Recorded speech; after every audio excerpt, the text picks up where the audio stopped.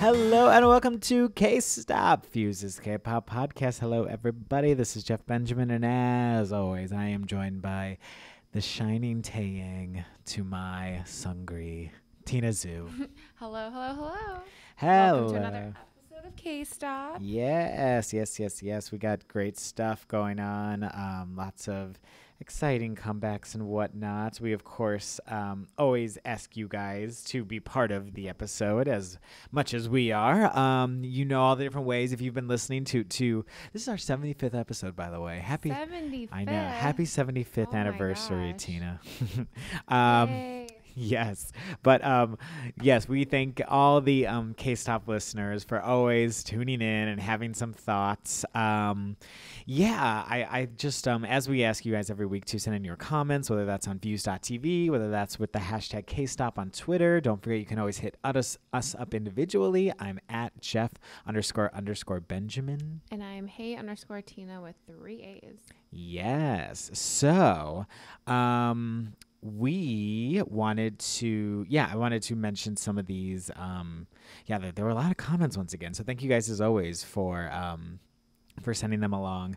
I'm gonna shout out at for Eva Young 99, who wrote, we were talked about Girls' Generation's 10th anniversary last year and their anniversary album Holiday Night, and she wrote, I definitely prefer Holiday more, which is not how we felt. But she said, All Night reminds me too much of Earth, Winds, and Fire's Let's Groove.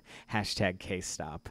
And that's an interesting comparison. I've actually never heard that song, so I can't even. Well, I totally get what you're saying. I definitely think All Night kind of encompasses all that funk, disco feel to it. Right. Just from, knowing their general sound and the name of the song, I can kind of infer what she's saying. Yes, exactly. And Andre Drew had another thought on the matter too. He is at VR Troopers 13, and he wrote, "It's funny you guys saying you love All Night when Holiday is actually charting better in Korea." Hashtag K-Stop. Well, that's not surprising though, because it's like the catchier, more mainstream chart, right? Type song that would chart. Right. Well, and what's also kind of interesting too is that the numbers came out for the U.S. charts over here, and All Night sold more than Holiday in America. So I think it's because usually, even if it sounds a little more American, I feel like we ultimately usually end up copying Korea's taste. But the people have spoken this time. Is all I'm saying. They chose All Night. Yeah, Holiday's just not edgy sounding in any way. It's just it's. I don't think I've listened to it a third time since it came out. You were I think I listened all to it night. Once. I bumped continuously. I keep listening all night. I keep listening to Fan. I love those. I loved this comment too that came from Vancity Vancity K-pop, who was at Rachel Gray, Rachel_Gray 31, who shared her Girls' Generation's memories. And she said, this was my Girls' Generation experience. When you discover K-pop, G is too bubblegum. When you are K-pop trash, G is a frickin' bop. Hashtag SNSD 10th anniversary, hashtag K-stop. Which I'm like, okay, I get it. Yeah, I think, well, that was kind of something we were even talking about ourselves. We were like, oh yeah, it wasn't our cup of tea when we first heard it. I know it's still not your cup of tea, but no, maybe. G, I love G. Now you love G? You didn't like it back in the day though, right? No, when it first came out, I was like, what the fuck is this? Exactly. No, I love G. Yeah, now we appreciate it. Now we love it, and now we appreciate it. Daniel Van Warren, who is at Yeller Van, also let me know, because I wanted to be sure that she wrote, there are definitely drag queens in the All Night video. They woke me up from the stupor, and this was our comment, they woke me up from the stupor the music video put me in after the theme was established, which I love that comment. Okay. I was like, okay, I can see what you're getting at. But yeah, I love the fact that there were drag queens in there and that they were kind of showing a little, perhaps just a little more inclusivity in K-pop. Absolutely. I don't know why I'm suddenly so sleepy. I'm like, you're in a stupor yourself? Yeah, no, I'm like, I think I just didn't have my usual amount of coffee today. I'm very low energy. So sorry if I sound very blah.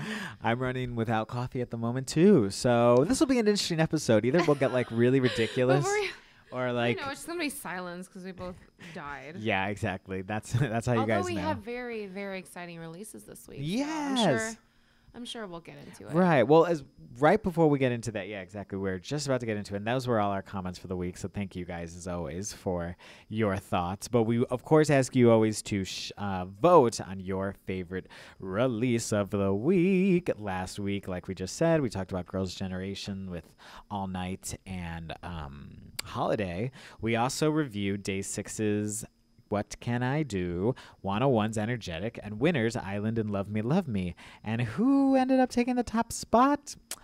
None other than the girls. Girls' Generation. Oh, okay. Well, like the thing is, we didn't include that when we were assessing Oh. it. It was included as a You're final right. edition because of the deep cut. Because I would have voted for them. Yeah, you know what? I probably would have too. Who did we end up choosing? 101? You chose 101. I chose Winner. Yeah. Who came in second? So in second place, it was actually Day 6 with 9% of the votes. Girls' Generation ended up with 82% of the votes, so a lot there. 101 got 7%, and Winner came in with 3%. So That's it? Oh. pretty. Oh, today's Winner's 3rd anniversary. Aw. Congrats, Winner. 3% for their 3rd anniversary. I will say, I don't know. I've been listening more and more to those songs, and I keep feeling like the vibes more and more. I don't know. I'm digging it. But yes, we got some exciting ones today. I think I know which one Tina's going to want to kick off with. But we're going to kick off with Taeyang. Okay, here we go. Let's do it. So he's back. With his first album since Rise. Yeah, which, Rise. if you remember, had 1 a.m., Eyes, Nose, Lips, Stay With Me. Stay With Me is still one of my top K-pop songs ever. I was listening to that at the gym yesterday, and I was like, this is a great album. So good. I was listening. Well, I mean, it's Ring-a-Linga was not the business. I like Ring-a-Linga, but I was like, why aren't you mentioning that one? Love You to like Death, it, though. I love You to Death. Stay With Me. Overall, though, I will say, I mean, all of his albums are always solid, but I think Rise ranks the lowest for me out of his whole catalog. Didn't love it. I didn't like the weird, like, dance EDM shit he went through. Like Body and stuff like that. Didn't that release right around Fantastic Baby or after that when they were going through that phase? I mean, I think it released like 2 years after. 2 years after? Yeah, because it came out in 2014. And then Fantastic Baby was like 12. Yeah, because that's when they were on all their solo stuff. 2014 or 2013. Well, I didn't like Fantastic Baby, and I didn't like Ring-a-Linga, so interesting. Not my shit. Interesting. But he is back with White Night. White Night. And 8 tracks on the EP, or not EP. I guess is this, they call it a full length, or is, I don't know what they call it. I feel like some bands a full length is 8 tracks. Some bands I know, an 8 right, is like I feel an like EP. 8 tracks in K-pop will constitute as a full length album. Maybe there's no instrumentals, thank God. But he returns with a double title track release, "Wake Me Up" and "Darling." My Darling. Yes. The second Darling single from YG Entertainment What was after the other Darling? Act On Musician. Oh. I know. Yeah, Weird, right? Yeah, that like went right over my head. I'm like, okay. But yes, so I don't really, I guess, okay, so "Wake Me Up" is definitely my favorite of the two. Same. I don't, actually, let's just talk about "Wake Me Up" first before I get Let's into do it. why I don't like "Darling." Okay. But "Wake Me Up," I like that it's very synthy and has some EDM touches in there. I knew you'd love that. Still very R&B. No, I Yes, agree. I love it. I think he managed to elevate his sound. Yeah. While kind of still being Taeyang, and it didn't sound like something where he was trying too hard to go outside the box or try some. I don't like it when artists try things that are too new. Yeah. Or so unfamiliar that I feel like it's almost kind of like like it's not them or it's reaching. Yeah.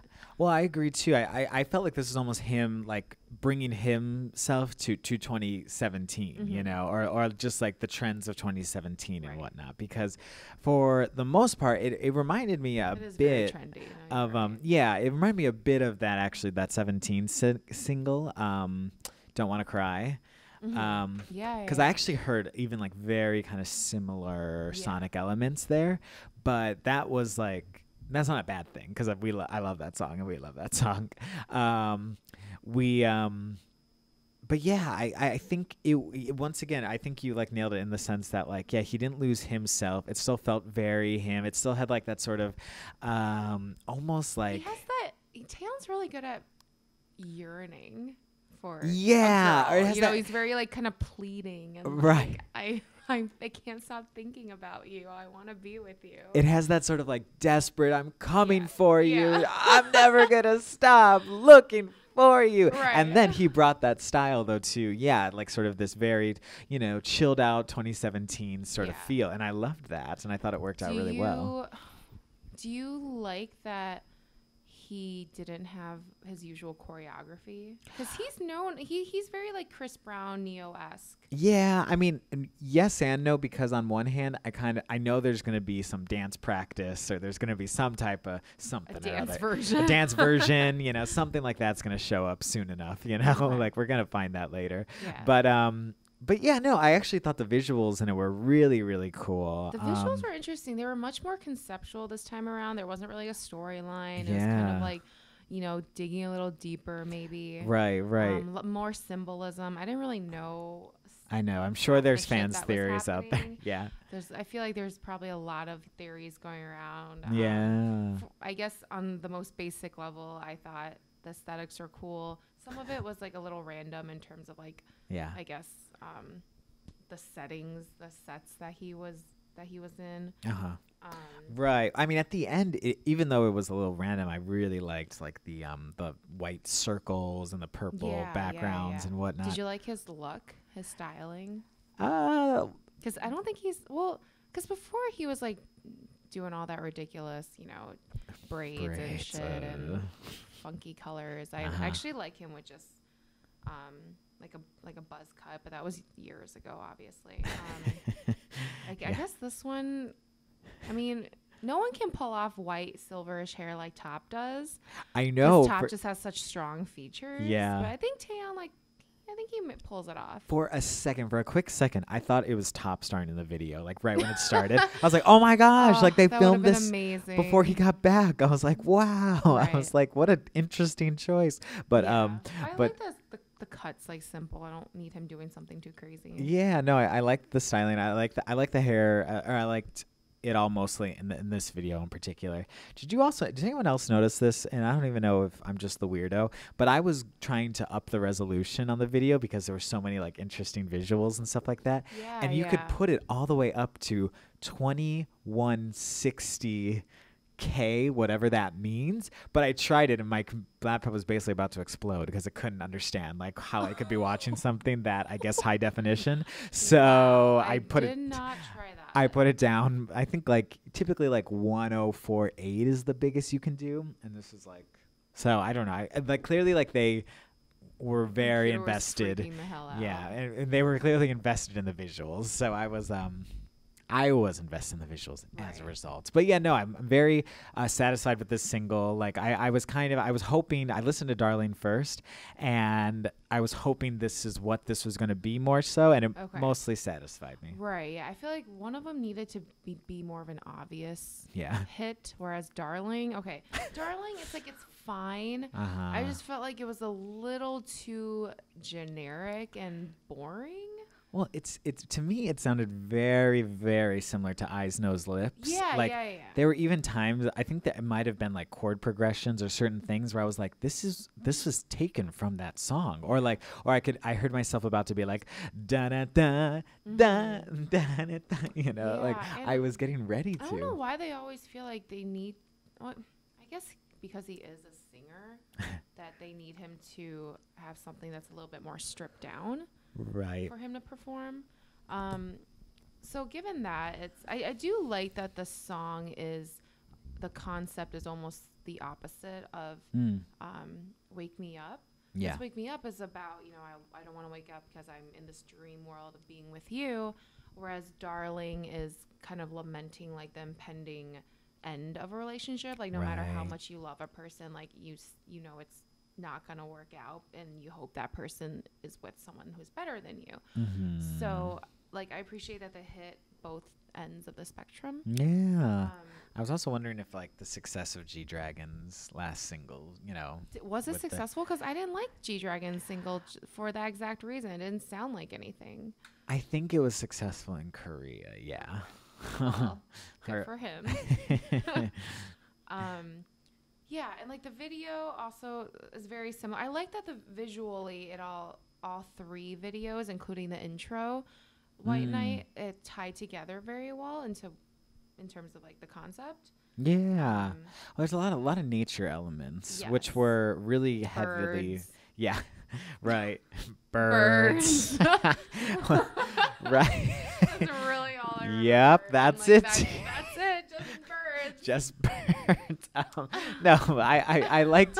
I felt it like it all kind of clicked for me together in Darling because at the end I was like, oh okay, he's like kind of weathering all the elements, sandstorm, ice, weather, the tundra, being braving the elements. Yeah, exactly, and doing it together, but ultimately they're not together, or they don't end up together, or whatever you kind of want to say. So, and the very last shot, you could even read into it. It's just him, staring away or staring at something or whatnot. Right. So you could be like, oh, he ends up alone in the end. After going through it all, it's just him. His visuals have definitely gotten more complex since his debut. His debut was very like, Chris Brown-esque, like dancing and chasing after a girl, kind of like us. I don't want to say cliche, but it's very like R&B when you think of like pop R&B. Sure, yeah. Whereas this is definitely digging a little bit deeper into the visuals and the tying that into the literal concepts and visual concepts. And Definite story. And I was reading that it's a big difference. And because I think like even the official like Ring-a-Linga video was just like, I remember being like feeling like really random, like just like people in an underground club, and that was sort of it. And it just looks kind of cool. And then I was seeing like even the actual album cover has like real feathers and flowers on it. Oh yeah. Because before his albums were more or less just his face, right? Or Solar symbol. Was like obviously the sun or some version of the sun. Right. Well, Solar had the sun. Rise had like almost like a eclipse sort of look to it. That's what I meant, right. And then this one is. Sorry, I was thinking the Ring-a-Linga single. Right. And then the hot cover was also his face. Yeah. And then this one, it seems to like actually have flowers and he released 3 different versions of the cover. Right. There's like here I'm looking at them right now. They're like there's a pink one, a red one, and like a blue one. And they went with the old school like jewel case. Yeah. Yeah, I guess so. The binding. Yeah. It's pretty though. If the title is White Knight, I would want the white cover. That makes more sense. Did you get a chance to listen to the whole album? Not yet. Jeff, you're missing out. Okay, I know. Brooke Buns, who is probably going to guest host whenever NCT 127 releases their shit. Or NCT Dream. Yes. We love Naked. Yeah. Naked is such a freaking bop. What's it sound like? I can't sing it. No, I mean, what is it? What would you relate it to? Does it sound like like an EDM tinge to it, but it's like R&B with some EDM. I love it. And like I'm excited for the Zico what track. Will said tweeted me as well and was me listening to the album and there's a gif of a lady falling down and he's like, Naked is that song. Really? Yeah, so good. I'm so excited now. I like that one. And Ride is also more kind of traditional R&B sounding. Cool. Not traditional like slow jam R&B, but more kind of poppy. Okay. I'm not a huge fan of Amazing. That one's kind of forgettable. I already said Darling's like Other than that, it's pretty solid. The Zico feature is great. Yeah, I'm excited for the Tears Zico, yeah. But yeah, overall, I like this album. I would rank it like above Rise, but below like Hot and Solar. That's big for Tina. She really loves those albums. So. I like this album, yeah. So Rise was never my favorite album, so it's definitely. Well, you love Taeyang's first solo stuff. Yes, yeah. So nothing can top that. Right. So I'm saying don't take it as like a diss that she's only putting it second. Because all this shit is so good. So yeah, no, I'm excited to get into this. I'm very excited, and I will probably right after we finish recording this. Yeah. It's been a busy morning though. And YG was good this time and got it on Spotify today. Oh, did they? Good for them. I thought I was gonna have to wait till Friday and just like listen to them janky ass like YouTube stream. Anyway. So yes, love it. Taeyang, can't wait for him to do his promotion round before I think he's enlisting, right? For the military this year. Oh, is that his plan? Yeah, I think that's so because he's touring. He's going on a world tour. Yeah. He'll be he's playing the Garden. The theater at Madison Square Garden. Oh, it's not the Garden? It's not the main Garden? No. Oh, that would have been dope. Well, either way. It would have been amazing. The theater's so tiny. Yeah. There's no way he's playing the theater. Yeah, I have a photo of it. So they're only selling like. It's not that. Is it that small? It's so small. I've been there for the NBA draft. The theater really? Is. I went there for J. Cole too. It's tiny. Oh no, but that's cool that J. Cole filled that up. Well, that was before he ended up playing the main arena. Maybe it's indicating. Which also sold out. Maybe it's just indicating big things, Tina. Right? That's the theater, right? They put him next to fucking Nicky Jam. Okay, Nicky Jam is cool. Well, I guess Mary J. Blige is playing the theater too. Yeah, but she's like more R&B intimate though. Like Taeyang's like he puts on a big show. Maybe the show's aiming to be more intimate. I don't know. We'll have to go see it, Tina. That's so disrespectful. He can sell that shit out. Come on. He is one of the few. Yeah, I mean, he's already sold. I mean, he's had his Big Bang, obviously. Right. He's like sold his solo album has sold well too. It's just weird to me that I know G Dragon's on another level, but like G Dragon's, he played Barclays, and then you got Taeyang playing the fucking theater at MSG. Disrespectful. Disrespect. Or maybe it'll be the right fit for him. I don't know. I'm very intrigued. We'll have to go. You have to see the set list. I'm like, he's gonna perform Ring-a-Linga in the theater at MSG. Is it really that small? It's small. I remember I saw like the circus there once though. I thought maybe it was much bigger than maybe it was much smaller than I remembered actually, but I don't recall. But I mean, it's. I'll take your word for it. Huh? Interesting. It just doesn't seem like the right venue for more like kind of like really kind of like show-stopping performance. The stuff that you kind of expect from like hip-hop makes sense because you're like J. Cole makes sense, right? Yeah, because he was like still on the come up. It was like it was his Born Sinner tour, so he wasn't huge yet, like still pretty big, but Anyway, at least we can guarantee that shit's probably going to sell out because there aren't that many tickets to begin with. And it's all seated, right? There won't be like general admission. Well, I guess the good thing is it won't be wild because it's all ticketed seating. It won't be wild. Yeah. Okay, that's a good point. So we'll see. I don't know. I'm very curious to kind of see how it goes. I hope it's a success. I really do for him. Wow. All right. Now that we've explored all that, we shall. Let's move on to a group. Let's do it. So Starship does not promote Boyfriend very well. Whoa, here we go. They do not. And we haven't talked about Boyfriend on this podcast, I believe. Probably because they haven't released anything. They had to like beg for their own comeback. Did they? I saw that in the comments. So they're back with their 5th EP called Never End, and the title track is Star, and I love this song. It is so good. Yeah. Jeff, we're covering this.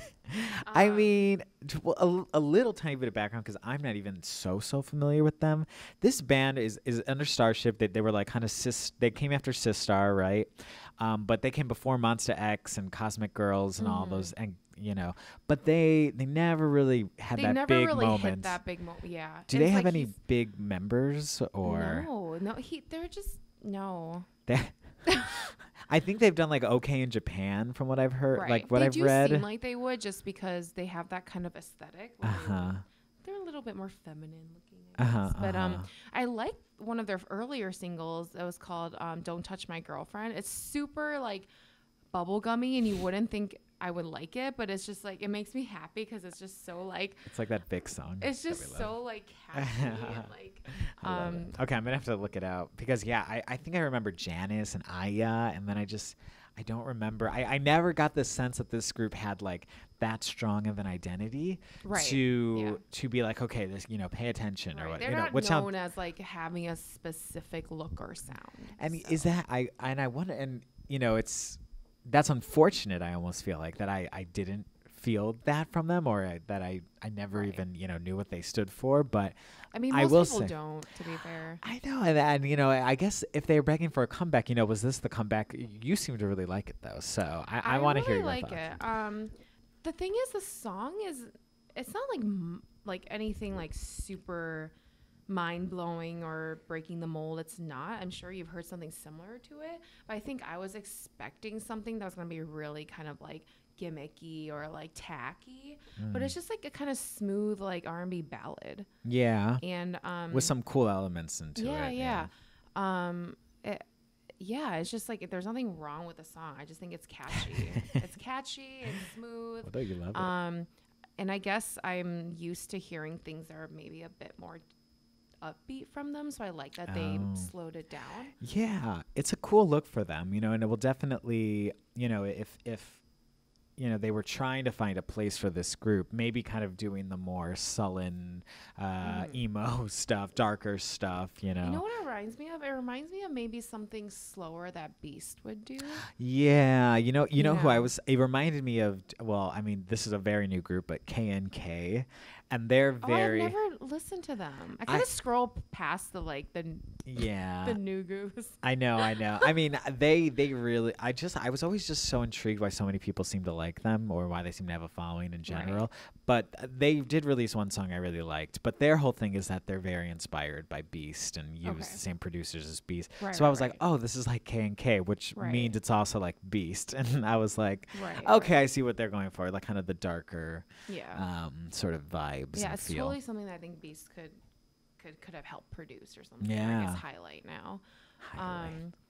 Yeah, the video didn't like that so much. I was like, I don't need. Why are you at a gas station? You know, like they were dead ass at a gas station, like dancing in the parking lot of a gas station, mixed with scenes of them in like random geometric forms. Yeah, you know, so it was a lot that was lost on me. But either way, I guess I like that they tried to go, you know, more abstract. The girl at the end, I guess that she's symbolizing someone who left them, because they implied like a car crash in the beginning, right? Yeah, no offense, that was so corny. It was really corny. Like the video was corny. I didn't like it, and then at the end he like shed tears and it was so forced. I'm like, oh my god. I can't. I was just like, real, and you know, that's the thing is that there were some even elements I saw in the video that almost it didn't feel like as modern as K-pop continues to be. It felt a little like, ooh, they were definitely stagnant. Yeah, this is something that maybe we could have seen in like 2012 even, like just the whole car crash, crying, dancing, and they were trying to get serious, but in the background all I could see was like the words oil change, and I'm like, oh god. What? It's better than fuck with a heart. Or is it better? I don't know. That was cute though. I cannot imagine that was on purpose. That had to have been a mistake. Because I thought it was luck.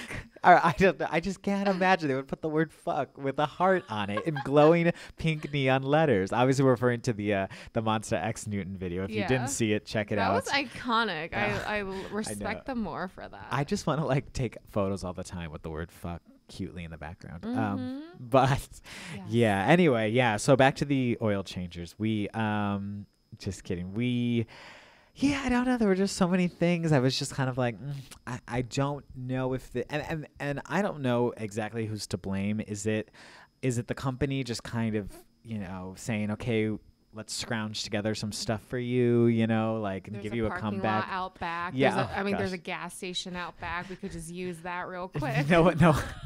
Yeah, we're luckily right next to this gas station. Here, put this like, I don't know what the fuck they were wearing. It was like, I know. It was just not. The choreography wasn't either. Like they've been around for a minute, but they still look very boyish. That's right. The thing too is that they looked very yeah, I mean, they debuted in 2011. Wow, I didn't realize that. Right. Yeah, and I mean, they you can only imagine how even more boyish they looked when they first debuted. They sounded like their voices have changed. right. Too, so. No, totally. And the choreography just didn't seem totally like in sync with one another. Right. I don't know. I feel like it was almost a result of just some neglect, of that group in general. And yeah, just that they like didn't seem to have the resources to be able to give something as polished as we'd expect from, And Starship was just like, this is fine. Right. Well, and but at the same time, I'm glad. I will say I'm glad they got the release. They got the comeback because the song's great. And I don't know if like anyone else, if Tina, you or like anyone else has been like paying attention and like these sort of things. But this idea of like idols getting second chances is like really big over in Korea right now. Like like with Produce 101 and NU'EST, like literally being like one of the most popular groups right now. Yeah, keep hearing NU'EST's name popping back up. Exactly. And everyone thought they were done for. And they debuted in 2012. There's this new show coming. It's called, oh my gosh, you guys help me out. It's called... I think it's called The Unit or something, or Second Chance Unit. And basically, like resurrecting older acts. If you can imagine, yeah, it's going to be like one of the girls who left Tiara is going to be on it. Tina just gave me the death stare. I read some of the members from AOA are going to be on it. It kind of seems like, yeah. But AOA is not disbanded. Well, right. That's what's so interesting is that like it almost kind of makes it seem like, what are they doing with this show? It seems really... I'm very curious to see how this is going to happen, and like who's gonna. I don't know. Apparently, I don't know if there's gonna be like 100 people once again, and they. It's called Idol Rebooting Project, The Unit. So, a member of AOA will participate in it, and yeah, so. Okay. I don't know. It's so, but at the same time, if this is something that can get Boyfriend maybe a couple more headlines, a couple more interest, maybe it'll get them. Wait, are they confirmed? I don't know if they're confirmed for this. I don't think so, but I don't. It's like, damn, they gotta get them out there more. No, right. I mean, maybe they should do this because maybe NU'EST, I think on Produce 101, that was like, in my opinion, like kind of sad. Like the fact that they. This group that was 5 years old was going on the show with all these kids who haven't even debuted yet was like a struggle. But then like it really worked out for them. So yeah, it was humbling. It was, Rain's going to host The Unit. Shut the fuck up. Yeah. Rain? I love that all our like faves are getting to like be hosts on these shows. Now. They like don't even perform anymore. Well, like Boa was like host of Produce 101. Kahi was a host on Produce 101. Or Rain is like, he was like, yeah. He kickstarted this whole wave. Right. He's like the real OG. He truly is. So let's bring me back to when I'm 17. It's truly, so I'm very curious to see kind of how that all works out. So we'll see. He's gonna get up there and be like, it's raining. He always does it. He's like, oh my gosh. That was too spot on. You gotta listen to his old shit where he like makes the funniest sounds. He like tries to be sultry and sexy. That is crazy. I mean, I scared the shit out of Jeff just that sound. It was like a slurping sound. My gosh. All right. Anyway. Moving right along. Boyfriend, we're rooting for you. Do well. Yes. Okay. And last but not least. That was a weird segue. Last but not least to Miss Jessica. Ms. Jessica. With her third. Oh my gosh. Weird. Okay. She's like, what? Okay. Third mini album. Third mini called album. My Decade, and the single is Summer Storm. Yes. And this song is. The vibe is very similar to her other songs because I feel like she pretty much has only one vibe, right? Kind of. It seems. It seems she has a sweet spot. Cute, innocent, but like might have been hurt here and there, But like, I'm kind of over it. Life is great. Yeah. The sounds are very light. Yeah. Nothing like she's not even screaming. Sad songs are like light. Yes. And optimistic. Right. Exactly.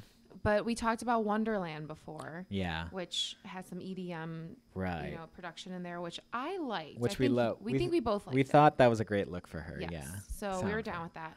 This one, I actually don't mind either. Yeah. I like the song. I think it's a little lesser than Wonderland, but I think it's pretty good.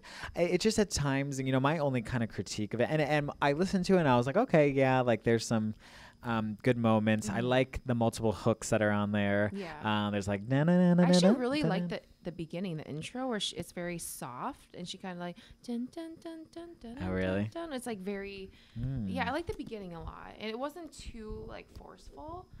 But I like this better than the first single, Fly. Yeah. Which was like so fucking basic. I was like, girl, like you essentially debuted with exactly what I thought you were gonna debut with. Well, it was that very safe, very like so it was just too safe. This one, I almost feel like it's kind of an in between of the last two, although I think it's agree. more so like Wonderland, which I prefer. But there's some cute hooks in here, some nice like vocal moments that I like. I really liked, and it's at times it felt sometimes a little bit just disjointed, just because like it didn't sound like the English would sometimes totally flow with the Korean. The English was kind of random. Did you get that sometimes? Yeah, she's like, you sleep better. I thought the you sleep better at night was okay. That flowed better than like I think earlier in the song she said something else. Where, I'd rather be alone. Yeah. She's like, I'd rather be. I mean, it wasn't like really jarring, but I was like, I don't think it was necessary. It just felt a little too a little bit unnecessary, which is okay. But I thought ultimately it was it's a good release. The video was once again kind of like there were some really good moments. I thought it was very believable how, when she was kind of sullen and on her own and, after the party and kind of like wearing more casual dresses.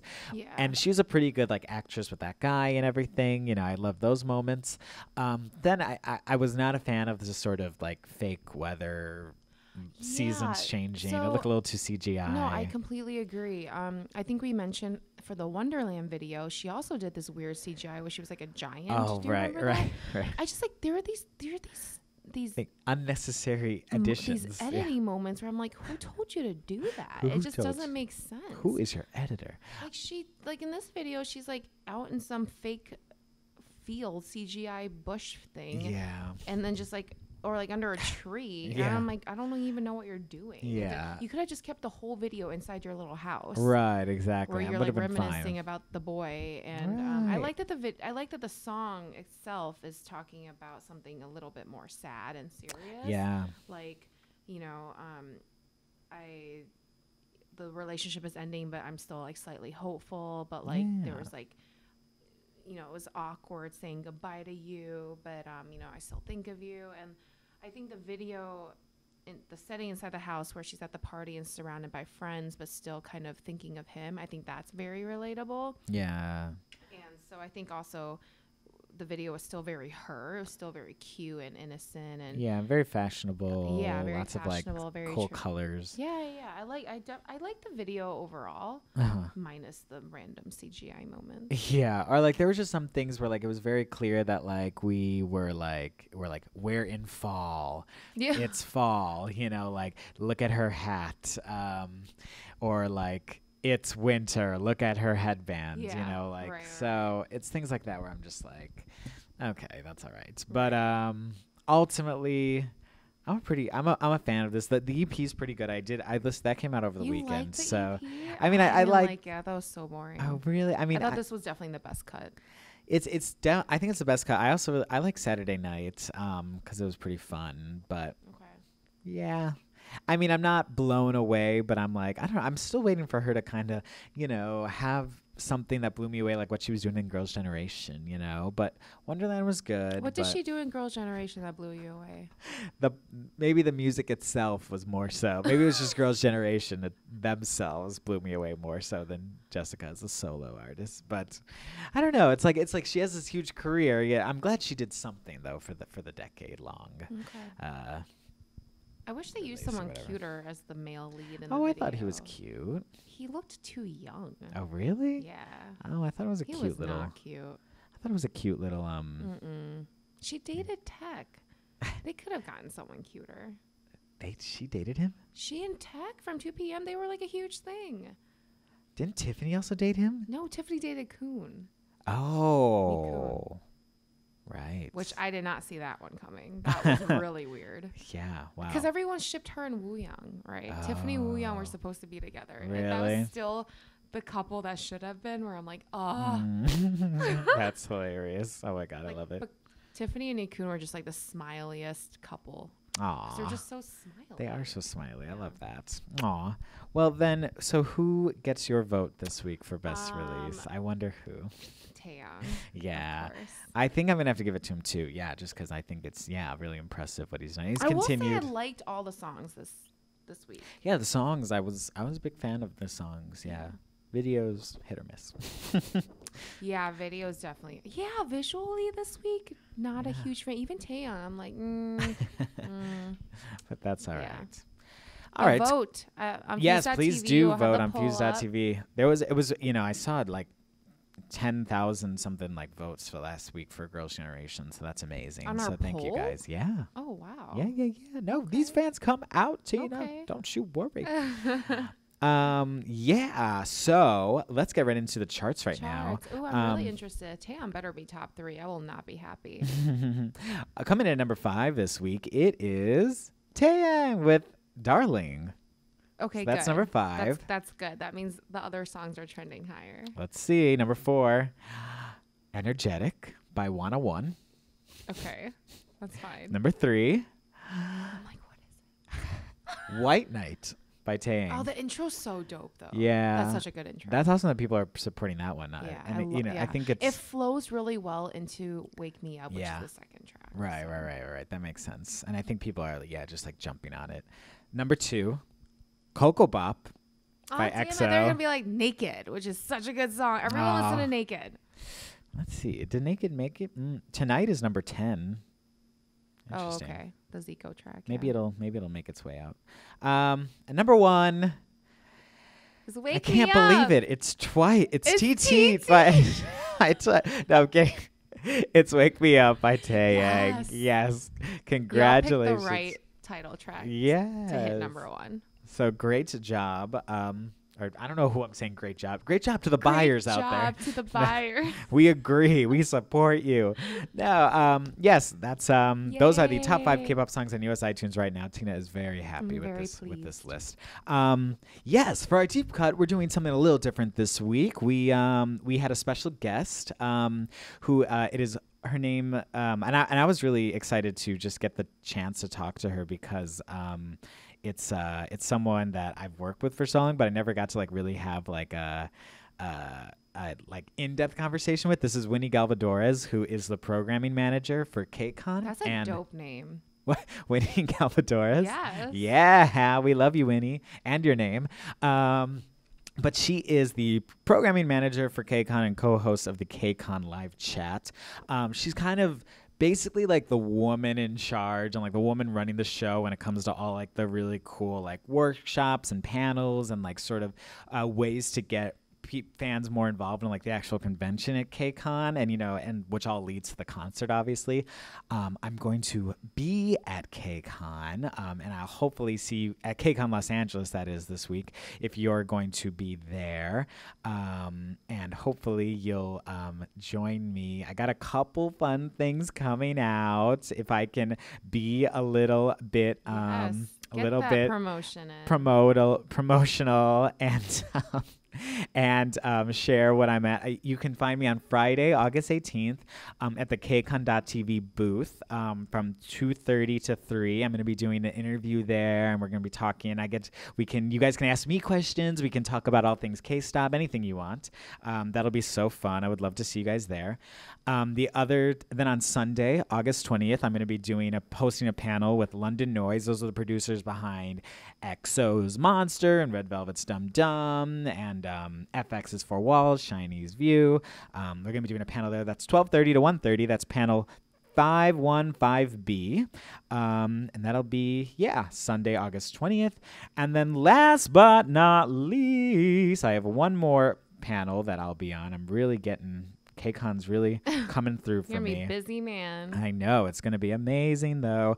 It's called from K-pop fan to K-pop professional. It's gonna be me and some of my fave K-pop writer people. This topic, do you do every year at KCON? I feel like this is a popular topic. Or there's usually some type of media panel, some type of something of sorts. And yeah, there wasn't one in New York, but there is one this year. And that one is also going to be on Sunday, the 20th, from 4 to 5 p.m. at panel 501A. Yeah, and that one's gonna be really fun. You guys, we can talk about podcasts, journalism, writing, media, anything you want. But without further ado, now we'll bring in me and Winnie's, who she gave me kind of like the insider scoop on not only what it's like to plan KCON, but also what we should look out for. So here's your insider guide to KCON LA with Winnie Galbadores. Winnie. Okay, I am talking to Winnie Galbadores. Winnie, thanks for coming to talk to us. Hi, Jeff. Thanks for having me. Of course. If you guys don't know, Winnie she's the program manager for KCON and co-host of the KCON live chat. And in my opinion, Winnie is kind of like the woman like running, the entire ship when it comes to workshops and panels and all like the really, really fun things that make KCON really unique, make it much past a concert. So I'm really excited to talk to you and thanks for taking time to talk to us on what I'm sure is a ridiculous week for KCON Los Angeles. It's okay. It only happens once a year, so it's totally worth it. Great. Well, first and foremost, just I want to give you a chance to tell us about who you are and your background in events and programming. Yeah, so I have actually been with CJ since 2015 as an intern and helped the lovely Vanessa Augsbach, who was the previous programming coordinator, and then was hired in 2016 as the official programming coordinator. And now I'm still here in 2017 as the programming manager, just helping out with like all the special guests that come to the convention, as well as what you mentioned before as like the panels, the workshops, the convention stage, and much more. Yeah, no, it's awesome. And if you have been at all involved in like KCON, whether that be press or media or something with a workshop or panel, you've definitely like emailed with Winnie before, and she's so on top of things. She will respond to you no matter what time of day it is. So I'm always very impressed with everything you do and how you keep it together. Huge. And I'm curious too, just even looking at this week, KCON is coming up literally this Friday. What is like literally what's your biggest headache or what's taking up your time like right now? I mean, definitely not that it's a bad thing because I love all the special guests that are coming, but definitely trying to get out all these emails to the special guests to make sure that they know where to go, when to go, and that they're all comfortable just because we know that even at KCON, like, it is a live event, so things can just happen here and there. Like, we're always, like, head to the KCON USA app for the most up-to-date information, but while I'm trying to run around and help special guests at the same time, that's definitely what I'm trying to do right now is just send everything out, send maps, special guest guides, where to pick up everything, and just make sure that everyone has what they need for on-site. Totally. No, that's great. So thanks again, for taking time to talk to us. Of course. I'm sure it's crazy. But, I'm really curious, what, in your opinion, because you'd be the one to know, what is, like, really different or special or unique this year in 2017 versus previous KCONs? I mean, definitely every year the operations team tries to come back with new ideas and see what we can do in terms of expanding from the previous year. It's exciting because we do have the first ever Flower Boy Cafe coming back, and then we have our beauty block that's coming back larger with more brands this year. But in regards to programming, there are a couple new programming spaces, which I'm super excited about because they didn't exist before. Yeah, so for me, that's like definitely what I love to talk about. But I think one thing that has been really fond in my heart about this event is the ability for it to bring fans who would never meet each other, who love this very niche but growing community of Hallyu lovers. So this year we actually have a fan meeting room. So we've invited some of the fan sites of the concert artists who are coming to help lead basically 1 to 1.5 hour sessions of facilitated bonding. So if I want to go meet someone else who is a fan of 17, I can go meet someone who might be my new best friend. Oh, that's amazing. I love that idea. And that's perfect too that you got the fan sites involved, because those are, everyone knows, certain fan sites, and they all follow them, but they probably only know them through Twitter or Tumblr or whatever it is. So that's amazing. I love that. Yeah, so I think that's definitely the biggest thing. Previously, if our fans follow our KCON newsletter, I actually had started a segment called KCONer of the Week, so where we basically highlighted a fan, who let us know, how they started getting into KCON, what they love about it, and maybe, some of their fondest memories. So for me, that was something that definitely motivated me to keep going with this job, just kind of hearing what fans, really get out of this event that happens once a year, whether it's in LA or New York. But this fan meeting room, I hope, has the ability to, bring people together and, who wouldn't want to meet someone that's, the same bias as them? Yes, no, exactly. I love that. Oh, that's so great.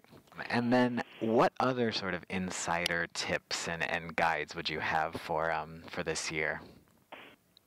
Yeah, so definitely I think if our fans have been to KCON before, the app is definitely something that I would recommend for people to download, or at least have a buddy at KCON who has the app, just because since KCON is a live event, sometimes we have artist visits happening left and right, or artist engagements might be moved, so it's definitely the best tip to have the app with you at all times. And of course follow us on our socials, just because we try to tweet out as much as possible, or Instagram story what's happening on site as much as possible.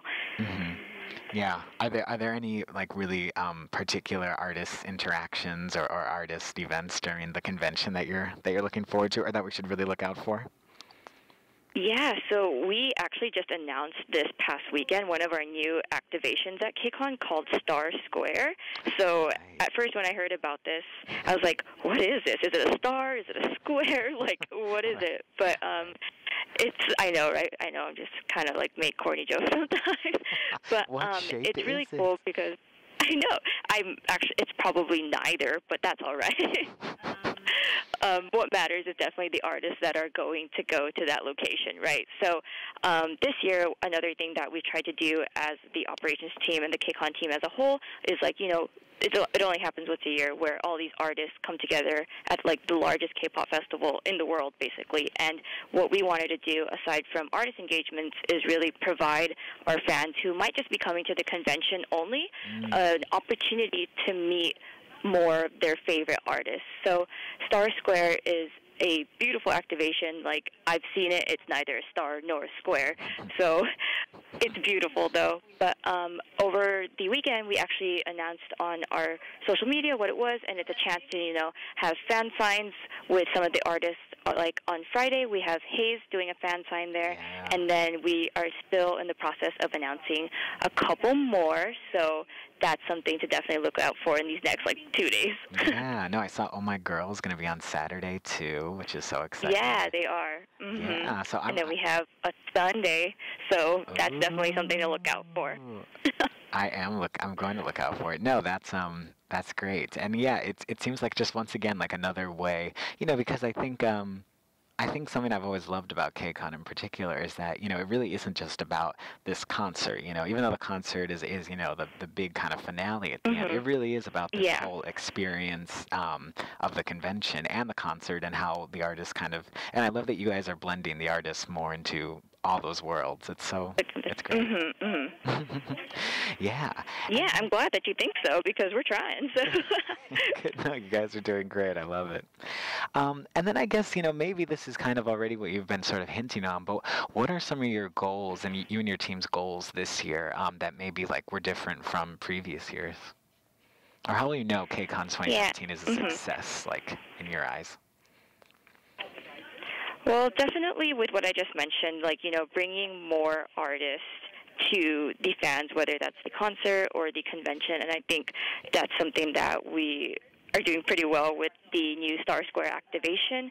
In addition, I think something that we wanted to integrate as well was, like we have a lot of fans who are super talented, and there aren't as many opportunities to maybe showcase that talent. But this year, we actually have a KCON 2017 LA Global Audition Room co-hosted with Jellyfish. So I think this is something that's insane pretty much, because although there are these auditions, sometimes in LA, whether that's with other entertainment companies, this one's actually happening at KCON, where a lot of individuals who, might fly out from, like, different parts of the world come just for this event now have the opportunity to showcase their talent, whether that's rapping, singing, dancing, acting. So the opportunities are basically endless as long as each individual puts themselves out there. Yeah, and I even saw there were people reaching out to me, being like, "Oh, did you see this audition? Like, what information can you tell us? Like, what does this mean?" And I'm like, "Yeah, oh, that's wow. exciting. Like, this is really getting like a lot of notice." So I'm really happy to hear that. That's awesome. And then, it's been like really, you've told us already like so much, but I'm like curious if you have any other suggestions or other things that people really like need to see. You're like, oh, I heard about this panel or I heard about this workshop and I'm so excited about it. Is there anything we haven't touched on yet that you're like, we need to talk about? I mean, I could definitely talk about programming all day long, but before I get into some of the highlights of programming that I'm extremely proud of, I do want to mention that you might know, like, noraebang culture in Korean culture, right? So if you're going to go, like, sing and whatnot, sing your heart out to, like, your favorite K-pop song or your non-K-pop song, like, noraebang is definitely something that I think our fans love. And this year, we actually have a KCON noraebang room. Really? So that'll so be fun. happening. Yeah. Are you going to go over there and also sing out? Yeah, well, I mean, it's like, just for those who don't know, it's like karaoke, basically. But, hey, maybe I'll stop by, whip out an after-school song or something, or see if I can do a Girls' Generation song. It has to be one of those, too. But yeah, I mean, whatever your heart desires, those options will be there. Yeah, and something that's so cool is that it might sound like intimidating or like kind of like scary to do those kind of things, but something I just like love and I've noticed so much from KCON is that whether it's the dance practice rooms or the dance workshops or whatever it might be, people, I mean, everyone's there just because they're brought by this love of this same music scene, and they're all there because, and like no one's judging anyone. It's like all in like good fun, and everyone's so happy and that's what I think I love that part most. I always tell people, like, take advantage of all these people you'll meet at KCON, because like it's not really like anything else.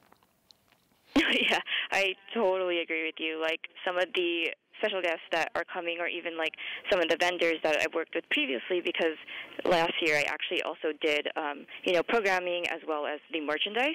But fun story, like, our merchandise print vendor, he actually does a lot of printing for like other events such as like Coachella and like other large-scale events. But he had checked out our event for the first time last year, and then all he had to say was, these are such passionate fans. I've never seen anything like this before. And I was like, yeah, welcome to KCON, because definitely like it. Yeah, what you mentioned is, I think, one of the most defining factors of KCON, just because it is the space for people who love Hallyu to just meet one another. So I think that's something that I've always been like very fond of KCON, even before, like applying as an intern, just like I wanted to, Oh, yeah. I've been to KCON before, like in 2013, 2014, actually, as like press, and then as an exhibitor one year. So, I didn't know that. Yeah, real quick. Yeah, so it's been a weird KCON story of getting to where I am now. But in 2013, I was actually part of press within Asian American Women's Lifestyle magazine called Audrey Magazine. Oh, I know Audrey. And then so we might have seen each other before without having known it. Yeah, literally, we might have. Yeah, and then in 2014, I was part of the street team with the exhibitor Vicky, so that was something that was new as well. And then now I'm here. And now you're here working and running the show. I love it. It's definitely been a journey, but one that's totally enjoyable. Yeah, no, that's amazing. So just to like kind of bring it back to what you said, like we have a lot going on at KCON. There's 3 days of KCON LA, and there's like there's like 10 different rooms all filled with special guests, including yourself. So it's just a random plug, but definitely one of my favorites, as well as like, you know, how our K-pop professionals who work with artists and interviews and even this podcast right now, like how you all came to be. Like, we have an array of different programming, whether that's meet and greets with some of our first-time guests like Kevin Woo or Sam Chili. Like, I think those are definitely two highlights to mention just because they are, very famous in Korea and are making it out to KCON LA, which is, I think, amazing. Like, you might have seen it at New York, how Kevin Woo had a meet and greet, and his meet and greet was just everything I could like want and more, with all the fans who were super thankful to have seen him. And now I'm like glad that he can make it to LA and at least meet his LA fans for the first time. Yeah, and that's obviously, if you didn't know, Kevin from UKISS, not to be confused with maybe any of the other Kevins in K-pop and whatnot. Yeah, and he, like, our fans might have actually met and seen him through his TV host on After School Club as well. Right. So I think that's definitely somewhere our fans notice him, and I think it would be great to like have all of them meet him in person at his meet and greet at KCON. Definitely. Cool. Well, no, yeah, this has been so awesome chatting with you, Winnie. And yeah, I don't want to take up too much of your time because I know it's a crazy week for you, but just, is there anything else we need to know or anything, or where can people find you on social media or at KCON if they want to come say hey to you? Yeah, so I mean, last-minute advice definitely for our fans is to just make sure that they follow us on all our social media, whether that's Facebook, Instagram, Twitter, at KCONUSA.com.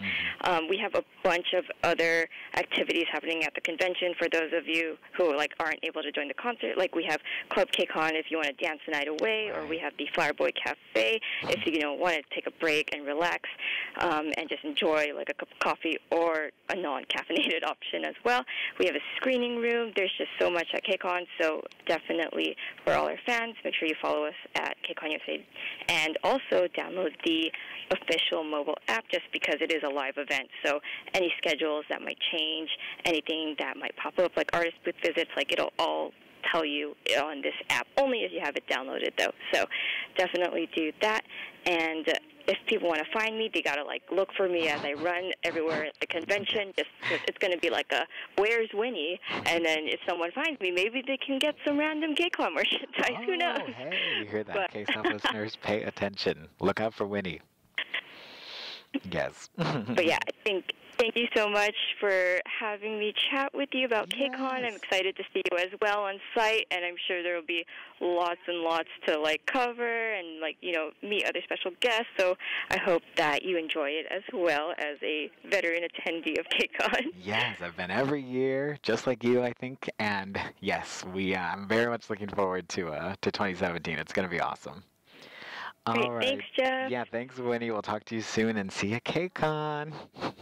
See you there in 4 days. See you there in just a couple days. Bye, Winnie. Thanks so much for talking to K-Stop. Bye, Jeff. Thanks so much. And that was me and Winnie giving you guys the insider guide to KCON LA this year. Yeah, as always, it's been so fun talking to you guys on K-Stop. And hopefully, if you're in Los Angeles this weekend at KCON, we'll see you there. We're going to be doing... Jeff out. Yes, we're going to be doing lots of fun things, lots of fun interviews coming to Fuse very soon. Can't spoil any names just yet, but it's some of our K-Stop faves I'll be talking to. So get ready, get excited, and we'll see you guys next week. So as always, this has been Jeff. And this is Tina. We'll Thanks see you for next week. listening. Bye-bye. Bye.